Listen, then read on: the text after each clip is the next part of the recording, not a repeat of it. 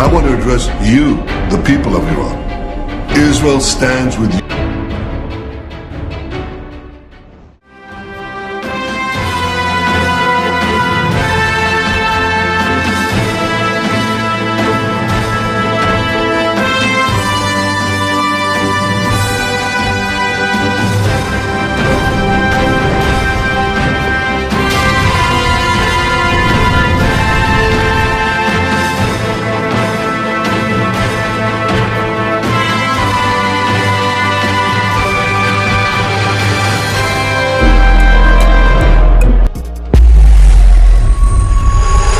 Iran उन पहले चुनिंदा देशों में से एक देश था जिसने 1950 में ही इजराइल को देश की मान्यता दे दी थी।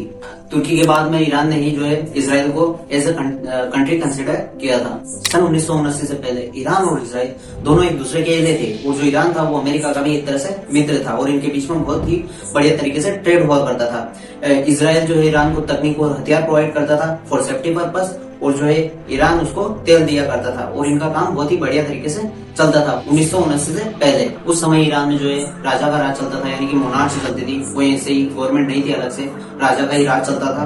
तो बहुत ही बढ़िया तरीके से वो ईरान और इजराइल जो है डील कर लिया करते थे। ईरान में लोग 1979 से पहले पूरे ही वेस्टर्न कल्चर की तरह रहते थे, यानी कि कपड़े वेस्टर्न कल्चर की तरह पहनना और बाकी जो चीजें पूरी वेस्टर्न कल्चर की तरह किया करते थे। उस समय पर ईरान इजराइल का इतना खास सपोर्टर था कि वो अरब देशों के भी खिलाफ बोलने लग जाता था इजराइल के खातिर। तो आखिर में 1979 के बाद में ऐसा क्या हुआ ईरान में, जिससे कि इजराइल और ईरान के बीच में बहुत ही बड़ी दुश्मनी हो गई, और जो है अमेरिका के साथ भी ईरान की दुश्मनी हो गई। इस वीडियो में हम ये सारी चीजें जानेंगे, ठीक है। 1979 से पहले ईरान में मोनार्ची चलती थी, यानी कि राजा का राज चलता था। तो 1925 से 1979 तक जो है वहाँ पर पहलवी राजवंश का राज था, और मोहम्मद रेजा शाह उस टाइम पर वहाँ के राजा थे। तब तक तो ईरान में सब कुछ सही था, यानी कि मोहम्मद रेजा शाह के राज तक तो सब कुछ सही था। ईरान और इजराइल की मित्रता थी, और अमेरिका की भी मित्रता थी, और सब कुछ जो है एक शांत तरीके से चल रहा था, यानी कि बहुत ही दोनों देशों के बीच में शांति थी, ठीक है, और वेस्टर्न कल्चर पूरा शांति से चल रहा था। उसके बाद 1979 में, यानी कि 1978 से 1979 के बीच में ईरान के अंदर इस्लामिक रिवॉल्यूशन होता है, जिसमें जो है अयतुल्लाह खुमैनी की एंट्री होती है। तो 1980 में जब इस्लामिक रिवॉल्यूशन होता है ईरान के अंदर, तो वहां पर जो है मोहम्मद रेजा शाह को ईरान को छोड़कर जाना पड़ता है। इस्लामिक रिवॉल्यूशन होने के बाद में वहां पर अयतुल्लाह खुमैनी का राज आ जाता है। बस अयतुल्लाह खुमैनी की सरकार के आने के बाद ही ईरान और इजराइल के बीच में दरारें आ जाती है, और सारे ही रूल जो है अयतुल्लाह खुमैनी वेस्टर्न कल्चर के लिए बदल देता है जैसे वो ईरान में एंट्री करता है। 1979 के बाद से ईरान और इजराइल के बीच में जो संघर्ष है वो धार्मिक मुद्दों से जुड़ा हुआ है। देखो, खुमैनी की जो सरकार है वो एक शिया मुस्लिम सरकार है, और वो जो है फिलिस्तीन का अग्रेसिवली सपोर्ट करना शुरू कर देते हैं। वो जो है इजराइल को एक छोटा शैतान का नाम देते हैं कि इसने जो है हमारे फिलिस्तीन की जो पवित्र धरती है, यरूशलेम की जो पवित्र धरती है, उसके ऊपर कब्जा किया है, और इजराइल का विरोध करने लगते हैं, जिससे इजराइल को भी बहुत बुरा लगता है। दोनों के बीच में जो है दुश्मनी धीरे धीरे बढ़ती जाती है। देखो, यरूशलेम जो है मुसलमानों के लिए बहुत ही इंपॉर्टेंट जगह है, क्योंकि वो उनका तीसरा पवित्र स्थल है। पहला मक्का, दूसरा मदीना, और तीसरा जो है यरूशलेम ही जो है मुस्लिमों का तीर्थ स्थान है। वहाँ पर जो है इनकी अलग सा मस्जिद है, जो कि मुसलमानों में बहुत ही पवित्र जगह मानी जाती है। वहाँ पर जो है क्रिश्चियन भी मानते हैं उस जगह को, यहूदी भी मानते हैं, और मुसलमान भी मानते हैं, यानी कि तीनों के लिए बहुत ही एक स्पेशल जगह है, पवित्र जगह है, जहाँ तीनों धर्मों के लोग जो है इकट्ठा होते हैं एक ही जगह पर। ईरान का धर्मगुरु खुमैनी बिल्कुल भी नहीं चाहता था कि जो यरूशलेम है वो किसी अन्य देश के नियंत्रण में रहे। वो यरूशलेम के ऊपर फिलिस्तीन का राज चाहता था, ना कि इजराइल का। उसके बाद 1981 से 2000 के बीच में इजराइल के अंदर दो बड़े फिलिस्तीनी विद्रोह हुए, और ईरान जो है धीरे धीरे इजराइल के आसपास वाले आतंकवादी संगठनों को उकसाना शुरू करता है इजराइल के खिलाफ में। जो भी मुस्लिम आतंकवादी संगठन थे उनको जो है पनाह देना शुरू करता है, पैसे और उनको फंड देना शुरू करता है, उनको हथियार देना शुरू करता है, और हमास, हिजबुल्लाह, हुती ऐसे आतंकवादी संगठनों को जो है खड़ा करता है इजराइल के खिलाफ में, इजराइल को घेरने के लिए। अब जो है पहला लेबनान की तरफ से हिजबुल्लाह का वार होता है इजराइल के ऊपर 12 जुलाई 2006 के दिन, जिसमें हिजबुल्लाह के आतंकवादी इजराइल के बॉर्डर को क्रॉस करके उनके 3 सोल्जर को मार देते हैं, और 2 सोल्जर को कैप्चर करके ले जाते हैं, यानी कि पकड़ के ले जाते हैं। बाद में जो है इजराइल उनके ऊपर बहुत ही तगड़ी एयर स्ट्राइक करता है, जिसमें लगभग 1100 लेबनान के लोग मारे जाते हैं, और जो उन्होंने 2 कैप्चर किए हुए थे सैनिक, वो भी उनको रिटर्न करने पड़ते हैं इजराइल को। जो इजरायली सैनिक थे उनके द्वारा कैप्चर किए गए थे, वो भी बाद में वो इजराइल को सौंप देते हैं। यह पूरा युद्ध जो है 34 दिन चला था, और 1100 लेबनीज लोगों की डेथ हुई थी, और 42 जो है इजरायली लोगों की डेथ हुई थी। और फिर 14 अगस्त 2006 के दिन यूएन द्वारा इनके बीच में समझौता करवा दिया गया था, सीज फायर करवा दिया गया था। शांति के लिए। दूसरा वार जो है इजराइल हमास वार है, जो गाजा द्वारा 2014 में शुरू किया जाता है। 8 जुलाई 2014 को यह युद्ध गाजा और इजराइल के बीच में शुरू होता है और 26 अगस्त को जो है खत्म हो जाता है। यह जो युद्ध होता है बहुत ही भीषण युद्ध होता है इजराइल और गाजा के बीच में। इसमें जो है गाजा जो है इजराइल के ऊपर बहुत सारे रॉकेट दागता है, जिसमें 3 इजरायली टीनेजर बच्चों की मौत हो जाती है। इसके बाद जो है इजराइल अपना बहुत ही अग्रेसिव रूप दिखाता है और 2251 के लगभग फिलिस्तीनी लोगों को मार देता है, जिसमें 73 इजरायली सैनिकों की भी मौत होती है और जो है 5 लाख के लगभग लोग जो है गाजा पट्टी से दूर चले जाते हैं, यानी कि वो लगभग 5 लाख लोगों का विस्थापन होता है इस युद्ध के अंदर।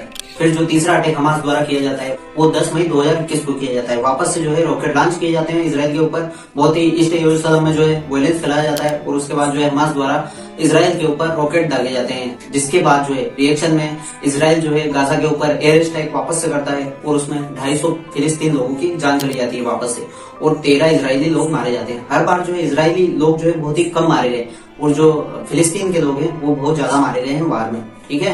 और 21 मई 2021 को जो है सीज फायर कर दिया जाता है और वार को जो है शांत कर दिया जाता है, वापस से शांति का माहौल बना दिया जाता है। अब इसके बाद में जो 2023 7 अक्टूबर 2023 का जो वार है वो बहुत ही खतरनाक और डेडलीस्ट वार जिसे हम बोल सकते हैं इजराइल और हमास के बीच में। 7 अक्टूबर 2023 को हमास के कुछ आतंकवादी इजराइल में घुसकर जो है वहां पर इकट्ठे हुए लोगों के बीच में कुछ फेस्टिवल चल रहा था, वहां पर लोग इकट्ठे हुए थे, उनमें घुस करके सीधा लोगों को मारना शुरू कर देते हैं और जो है अंधाधुंध फायरिंग शुरू कर देते हैं, जिसमें 1200 लोग जो है मारे जाते हैं इजराइल के और 240 जो है अत्यंत बेहद खराब स्थिति में घायल हो जाते हैं, शायद उनकी भी बाद में मौत हो जाती है, यानी कि टोटल अप्रोक्सीमेटली 1400 लोगों की डेथ होती है उसके अंदर। उसके बाद इजराइल जो है रिटेलिएशन में वापस से गाजा के ऊपर बहुत ही तगड़ी एयर स्ट्राइक करता है और पूरा गाजा का इन्वेजन कर देता है, यानी गाजा को पूरी तरह से डैमेज कर देता है। इस युद्ध में गाजा से लगभग 2 मिलियन लोग जो है विस्थापित हुए थे, अपनी जगह को छोड़कर चले गए थे। इतने बुरे तरीके से इजराइल ने गाजा के ऊपर एयर स्ट्राइक की थी। इजराइल ने लगभग 10,000 लोगों को मार दिया था गाजा के अंदर।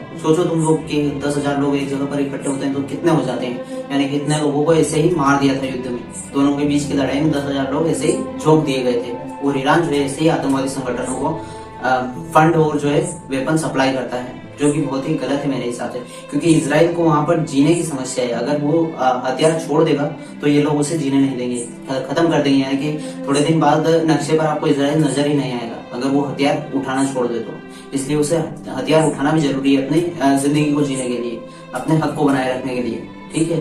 तो इजराइल तो फिर मारता है, उसके 4 लोगों को ये लोग मारते हैं तो 1000 लोगों को मारता है। इसके बाद से अभी तक इजराइल में कोई भी शांति नहीं हुई है। उसने जो है 1 अक्टूबर को लेबनान में इन्वेजन शुरू कर दिया, ग्राउंड इन्वेजन, अपने टैंक भेजना शुरू कर दिया।